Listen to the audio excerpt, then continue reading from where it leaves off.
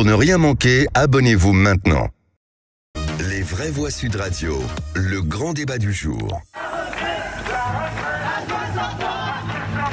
Le Conseil constitutionnel se prononce donc demain sur la conformité du texte sur la réforme des retraites. Ce que nous espérons, c'est que le cumul de toutes ces critiques amènera le Conseil constitutionnel, dans sa sagesse, à censurer tout ou partiellement ce texte. Mais c'est à lui d'en décider et nous respecterons sa décision. Le Conseil constitutionnel, en fait, qu'est-ce que c'est ? C'est une institution composée de 9 membres, nommés pour 9 ans par 3 personnes seulement, le président de la République, la présidente de l'Assemblée nationale et le président du Sénat. Peut-on leur faire confiance ? Voilà une question qui ne devrait jamais cesser de nous tarauder. Prisca Thévenot, confiance absolue. Alors je me permets d'être un peu peut-être dans la provocation, mais rien que poser la question est dangereux. Oui.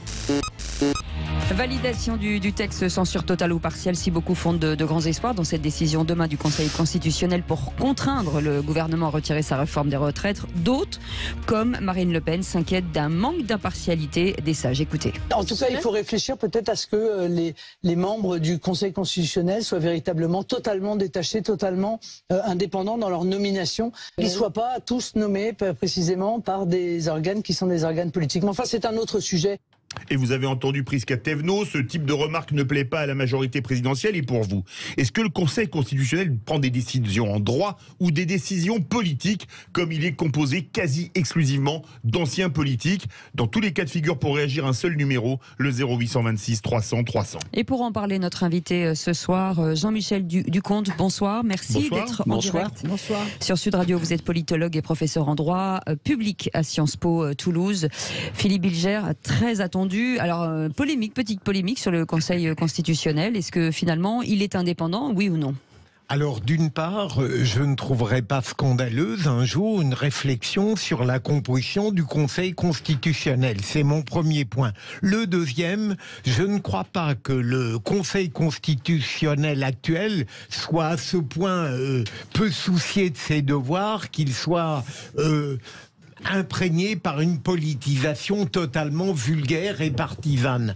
En revanche, là où je suis un peu inquiet, c'est que j'ai parfois l'impression, et j'espère que ce ne sera pas le cas demain, que d'une certaine manière, il reste au contraire dans une sorte de juridisme étroit qui lui interdit d'appréhender des phénomènes avec ce que j'appellerais le sens politique noble et élevé. Mais peut-être que c'est un procès d'intention que je fais et que ça n'est pas la vérité. Françoise Degois. Je pense que la vérité est au milieu, c'est-à-dire que votre question, elle est assez binaire. Je pense qu'il juge sur le droit, mais il juge aussi politiquement, mais pas au sens de l'étiquette. Il ne s'agit pas de faire le concours des petits chevaux en disant tiens, lui a été nommé par Macron, donc il va être favorable. C'est pas comme ça, je pense que ça se joue, je suis même certaine. En revanche, que le Conseil constitutionnel fasse de la politique, c'est-à-dire tienne compte du contexte politique, tienne compte pas de la technique constitutionnelle uniquement, mais vraiment de l'esprit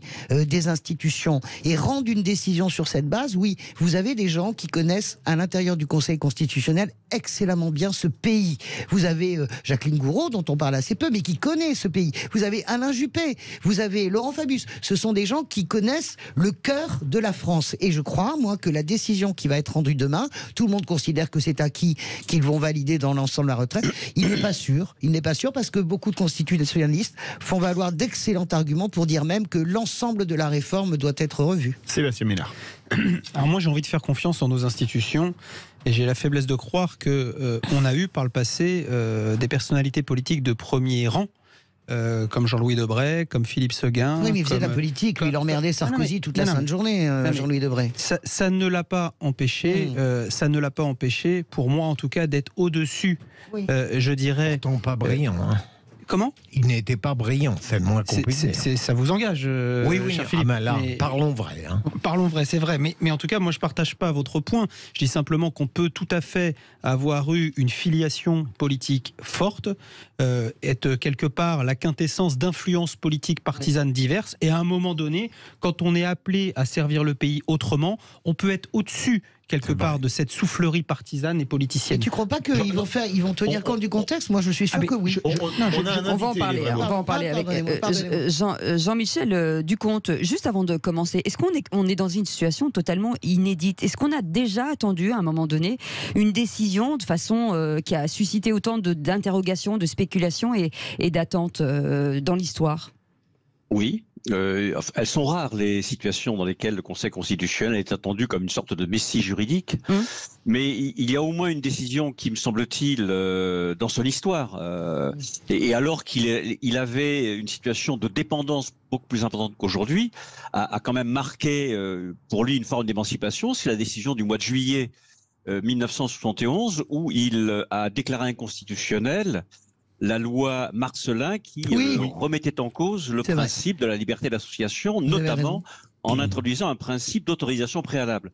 Donc on peut considérer que dans son histoire, il y a des moments, ils ne sont pas très nombreux, mais où il a fait preuve et de courage et par ailleurs de capacité inventive, puisque c'est à cette occasion qu'il a inventé la notion de principes fondamentaux reconnus par les lois de la République, dont il se sert assez fréquemment aujourd'hui. Sans être, on va pas vous demander de lire dans la boule de cristal, professeur, mais tout le monde considère acquis qu'il va rendre demain un jugement de Salomon, c'est-à-dire en gros à valider une grande partie de la loi de la réforme et dans le même temps donner crédit pour le lancement du référendum d'initiative partagée. Est-ce qu'on peut pas imaginer un coup de théâtre et un Conseil constitutionnel qui, sur la base de l'esprit des institutions et de la technique, rejetterait tout simplement cette réforme des retraites à cause notamment du cavalier législatif? Jean-Michel Ducomte.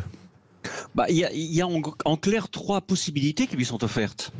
La première est une possibilité qui tient à la lecture qu'il fera du choix du cavalier, du véhicule qui a été utilisé par le gouvernement. L'article 47.1 de la Constitution, loi modificative de financement de la sécurité sociale. Est-ce que le texte tel qu'il a été proposé, le moment où il a été proposé, justifie le recours à cette procédure?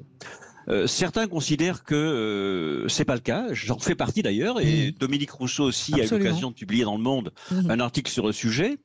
Deuxièmement, on peut considérer, sur la base d'une jurisprudence du Conseil constitutionnel, que l'accumulation des restrictions au débat parlementaire, même si une partie du débat a été bloquée par les parlementaires eux-mêmes, conduit à considérer que la sincérité des débats n'a pas été complète. Et troisièmement, il est évident qu'il y a quelques cavaliers législatifs dont on peut considérer qu'ils n'ont pas la place dans une loi qui est une loi de finances. Philippe Bilger, vous pensez, vous, que le Conseil constitutionnel va retoquer complètement ou partiellement ou pas du tout la loi? On vous attend au 0826 300 300. Monsieur le professeur, justement, l'analyse très limpide que vous venez de faire, est-ce qu'elle n'est pas précisément une analyse qui place dans le droit une analyse politique? Oui, bien sûr. Bien sûr, mais le Conseil constitutionnel est deux choses en même temps. Il a d'abord été conçu comme étant le chien de garde du Parlement lorsqu'il a été introduit dans la Constitution, parce que la France n'avait pas l'habitude d'un contrôle de la constitutionnalité des lois. Et donc ça a été une innovation, mais qui était une innovation surtout destinée à contraindre le Parlement. Il s'est émancipé de cette vision des choses. En 1974, c'est ça? Entre autres, avec le mode de saisine, mais aussi en 2008, avec l'introduction des questions prioritaires les questions préalables de constitutionnalité qui permettent finalement de revenir sur des lois déjà votées. Il a acquis progressivement une aptitude à être un juge de la Constitution. Il a défini une jurisprudence constitutionnelle. Et donc, de ce point de vue-là, il est en permanence, en quelque sorte, écartelé entre le souci de rendre les services qu'on lui demande de rendre, parce qu'au départ c'était cela, et en même temps la volonté de continuer à construire une jurisprudence qui lui permette de se poser en institution à la fois digne, responsable et compétente. Jean-Michel Ducomte, une question et on ira au 0826 300 300. On reproche, pour certains, au Conseil constitutionnel d'avoir notamment nombre d'anciens ministres ou politiques. Par exemple, certains n'ont jamais fait de droit de leur vie pratiquement, alors que par exemple aux États-Unis à la Cour suprême, ce sont toujours d'éminents juristes qui sont nommés. Est-ce que c'est pas un reproche qui est audible pour vous? Oui, bien sûr, mais vous savez que c'est quand même pas le Conseil constitutionnel et ses 9 membres qui assurent l'instruction des dossiers. C'est des notamment juristes, depuis 2015. Il y a quantité de collaborateurs qui sont des auditeurs ou des maîtres des requêtes au Conseil d'État, l'institution voisine géographiquement du Conseil constitutionnel, qui participe à l'instruction des dossiers. Donc, on ne peut pas lui faire le reproche de ne pas... En clair, si on devait décortiquer le raisonnement du Conseil constitutionnel sur une loi particulière, on pourrait dire qu'il y a une première démarche qui est juridique et qui est essentiellement éclairée par la contribution que lui apportent des auditeurs, des maîtres de règles de Conseil d'État. Et en second lieu, il y a la décision elle-même, avec un rapport qui est établi sur la base des éléments qui ont été fournis, où incontestablement le paramètre politique, à ce moment-là, renaît en quelque sorte. Mais parce que... Oui. Il y a toujours une base juridique. Mais l'inverse est vrai aux États-Unis. On parle de la Cour suprême, mais la Cour suprême n'est pas d'essence divine et pure. La Cour suprême des États-Unis fait de la politique et on le sait très bien. Et les nominations sont probablement encore plus éminemment politiques à la Cour suprême des États-Unis qu'en France. Et ils font eux aussi de la politique. Voilà. Allez, on part au 0826 300 300 avec Fabrice qui est avec nous. Fabrice, vous vouliez réagir? Oui, par rapport à la question, est-ce que le Conseil constitutionnel a une vocation, est indépendant? J'ai envie de dire, c'est un peu, de par la façon dont il est nommé, c'est assez compliqué d'être indépendant. Ça c'est un premier point. Maintenant, il y a effectivement des gens qui sont politiques là-dedans. Et le Conseil constitutionnel, je crois que le grand service peut-être qui a été rendu à cet organe, c'est qu'on n'en a peut-être jamais autant entendu parler. Peut-être plein de gens, je ne vais pas dire qu'ils ne savaient pas que ça existait, mais enfin se demandaient à quoi ça consistait, qu'est-ce que c'était ce grand machin, etc. Dans le public. C'est vrai, vous avez raison, absolument. Moi, je suis d'accord. Voilà. Et donc ces gens-là, on ne peut pas empêcher que peut-être justement, ils vont vouloir montrer qu'ils existent et qu'ils servent vraiment à quelque chose. Et cet aspect-là peut avoir une incidence sur la décision de certains membres, je pense. Est-ce qu'on peut, moi je trouve que vous avez absolument raison. Les gens, il ne faut pas prendre les Français pour des andouilles. Et du coup, s'ils ne connaissent, et vous avez raison, s'ils ne connaissent pas, ils s'informent. Il y a plein de gens qui ont, d'ailleurs, sur Google, le terme Conseil constitutionnel est en tête explose parce que les gens veulent comprendre, etc. Ils veulent s'emparer de ce qui est leur institution. Et moi, j'ai vraiment ce questionnement-là depuis quelques jours. Et si le Conseil constitutionnel statuer en fonction de la concorde civile. Si le Conseil constitutionnel, et ça c'est une question que je pose peut-être à notre auditeur et à Jean-Michel Duconte. On va écouter Jean-Michel Duconte. Alors, il y a un premier élément qui me semble de nature à éclairer par anticipation la façon dont le Conseil constitutionnel va être amené à réfléchir.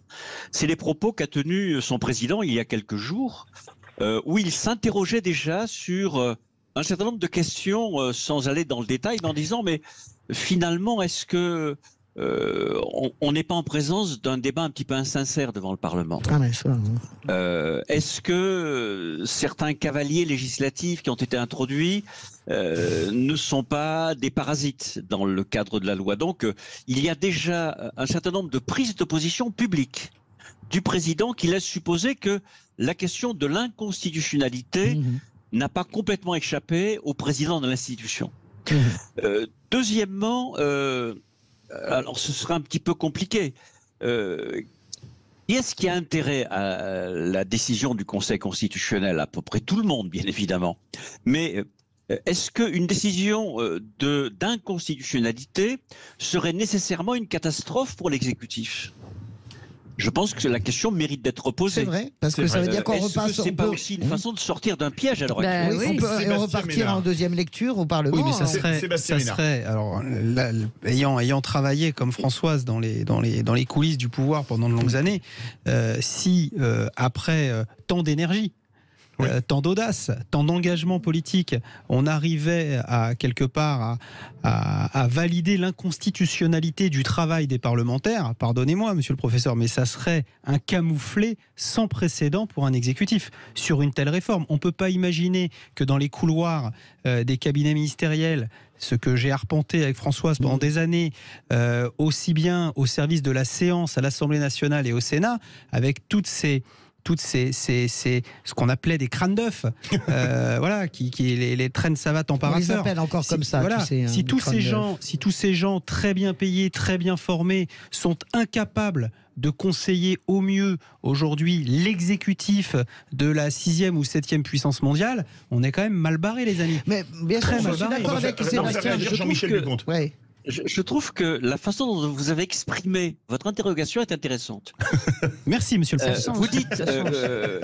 Vous dites qu'il serait paradoxal que le Conseil constitutionnel vienne à invalider une loi votée par le Parlement, dans la mesure où cette invalidation porterait atteinte à la légitimité, à la crédibilité de l'exécutif. Mais elle n'a pas été votée. C'est bien là qu'est le problème. Mais elle n'a pas été C'est bien là votée. qu'est le problème. Mais aujourd'hui, on se rend compte que l'essentiel du travail normatif en France est le produit essentiellement de la volonté exécutive, et notamment de la volonté présidentielle.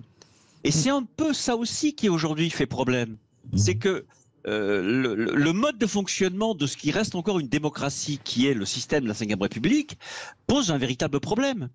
Le Parlement n'y joue pas véritablement le rôle qui devrait être le sien. À mon sens, le gouvernement n'y remplit pas la fonction qui devrait être la sienne. Et il faudrait que le Conseil constitutionnel, finalement, également s'incline devant cette sorte de concentration présidentialiste du pouvoir entre les mains d'une seule personne et de son entourage. Mais pour éclairer, monsieur le professeur, nos auditeurs, il faut quand même dire que les fameux crânes d'œufs, pour qui j'ai beaucoup d'affection, j'en suis moi-même, dans les cabinets ministériels, sont formés de la même manière. C'est-à-dire que celles et ceux qui aujourd'hui... Tout à fait, j'en viens aussi. Voilà.